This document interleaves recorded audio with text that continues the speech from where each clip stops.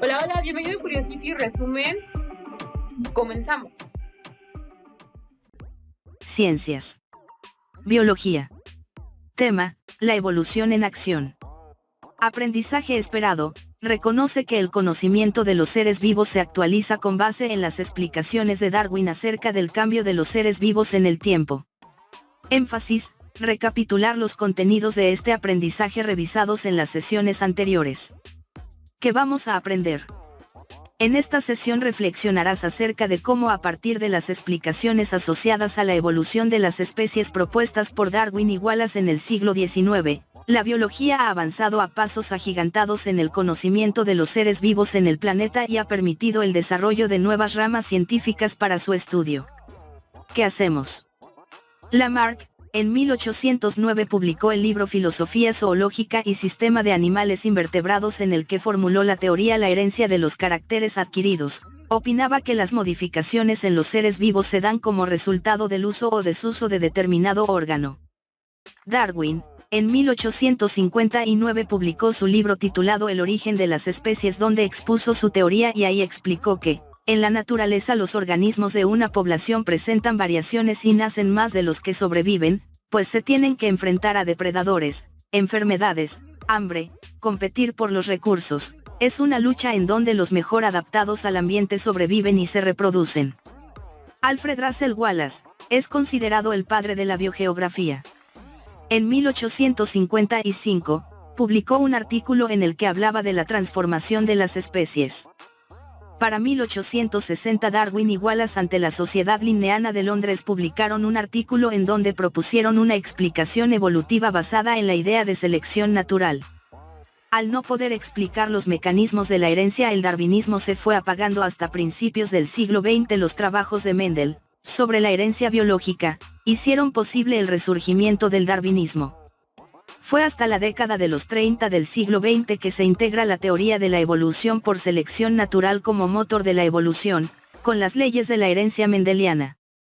Ahora llamada teoría sintética, también conocida como neodarwinismo, que ha sido enriquecida además con las leyes de la genética, y evidencias de distintas ramas de la biología, como la paleontología, embriología, biogeografía, taxonomía, bioquímica y anatomía.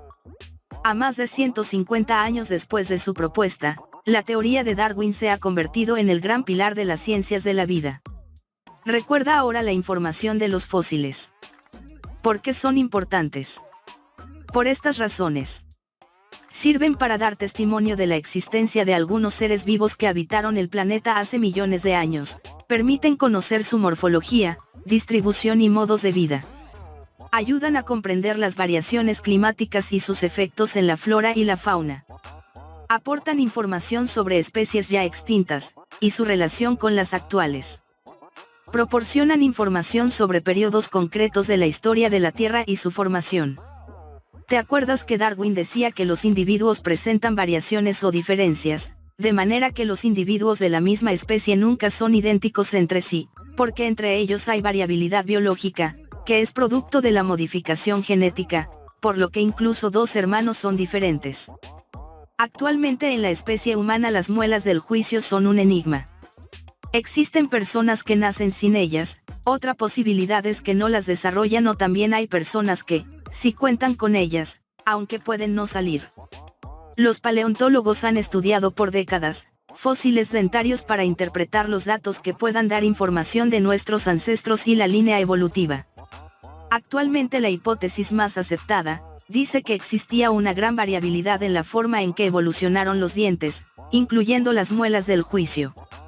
Sin embargo, existe otra hipótesis la cual indica que el volumen y tamaño de estos dientes ha disminuido considerablemente desde los australopitecos hasta el Homo sapiens actual, es decir, la mandíbula es cada vez menos prominente.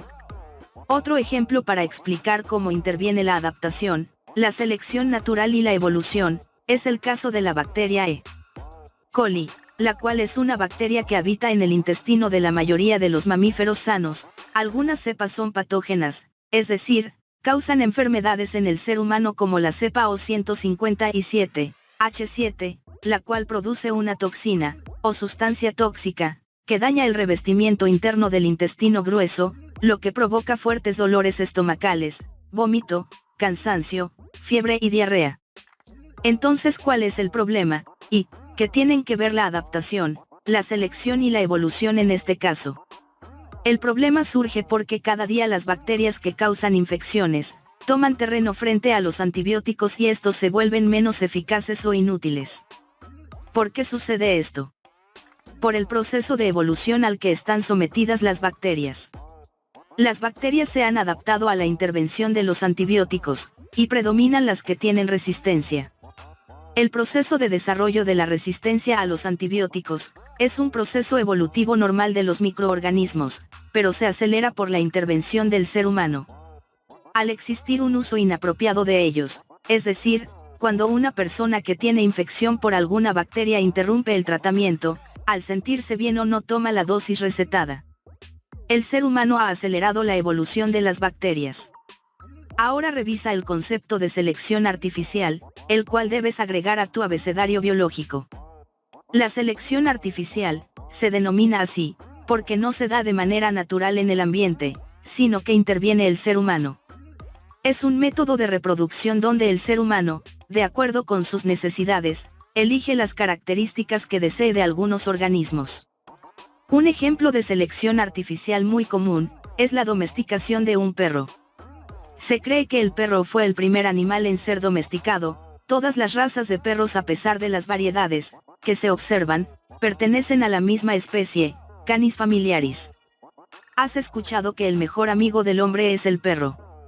Seguramente debe ser así, porque son utilizados con diferentes fines, como los siguientes. Cuidan rebaños de diversos animales.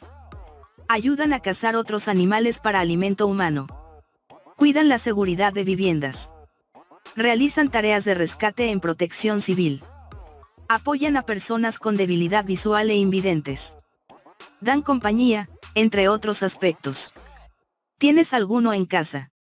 Observa algunos rasgos que el hombre ha utilizado a su favor con respecto al perro. Visión: son sensibles a objetos en movimiento y tienen excelente visión nocturna. Por ello, en algunas culturas los usan para cazar.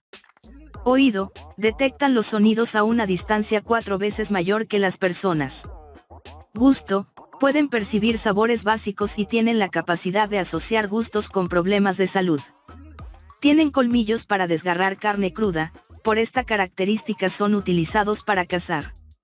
Olfato: su percepción de los olores es excelente, pues el cerebro canino es dominado por la corteza olfativa, de ahí que sean utilizados para buscar personas con tan solo identificar su olor en alguna prenda. Músculos: poseen músculos fuertes y resistentes. El reto de hoy: observa a distintos gatos e identifica los rasgos que el humano ha seleccionado, a través de su crianza, para tenerlo como mascota. Para ello, elabora un dibujo o un esquema, donde indiques las características de los gatos que los hacen especiales y queridos. Hemos llegado al final de este resumen, esperamos que te haya sido de utilidad. Recuerda que si quieres ayudar a alguien puedes compartir el video y también me puedes seguir en mis redes sociales que aparecen aquí en la pantalla. Gracias por visitar el canal, vuelve pronto, saludos.